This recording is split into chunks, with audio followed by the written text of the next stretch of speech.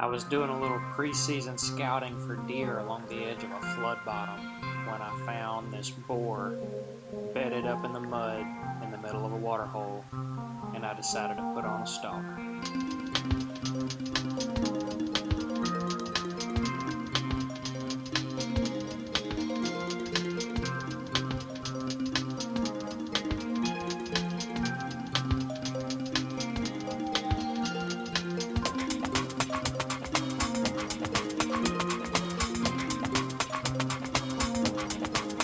This pig had no clue I was anywhere around, and because of the brush, I had to stalk up to 12 yards to be able to find a hole to shoot through, which was no easy task considering how dry it was in that bottom.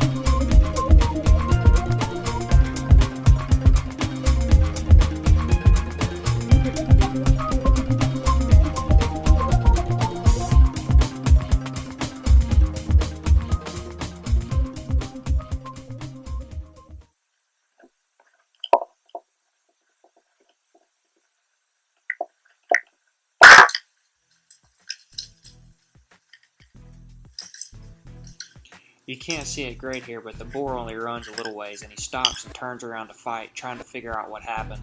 And I go ahead and knock another arrow just in case he charges. And while he's scanning the brush, trying to figure out where the arrow came from, the effects of it begin to take place, and he hit the dirt.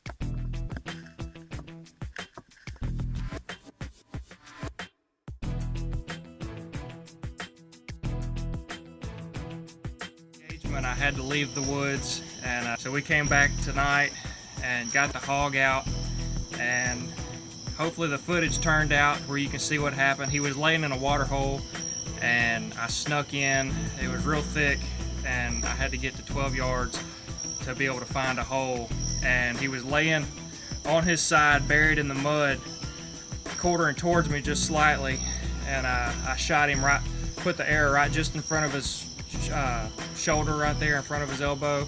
Went in half to 2/3 of the way in. It hit the bone on the offside and stopped, and it was all it needed. He comes barreling out of the mud and showed me just how big he was. I didn't realize he was this big until he got out and spun looking for a fight, and he was in the brush when that happened. I don't know if the footage turned out, and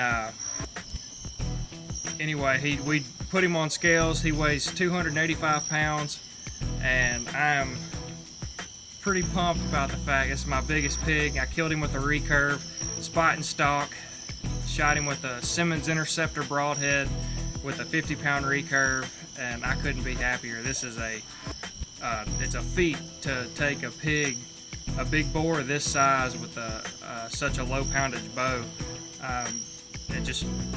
They're tough animals. People don't realize, if you hadn't messed with a lot of them, people don't realize how tough they are. If you're going to shoot one this big, you want to keep it low on their body and keep it right around on their leg. Their heart is real low, almost dead between their front legs. And it's a shield plate from here all the way up. It's going to be a real thick shield, cartilage. And if you keep it on the lower end, it's a lot thinner. It's easier to penetrate. And that's exactly what we did. And he didn't go 25 yards. And the rest is history. So we're gonna get him cleaned up and get my broadhead back and call it a night.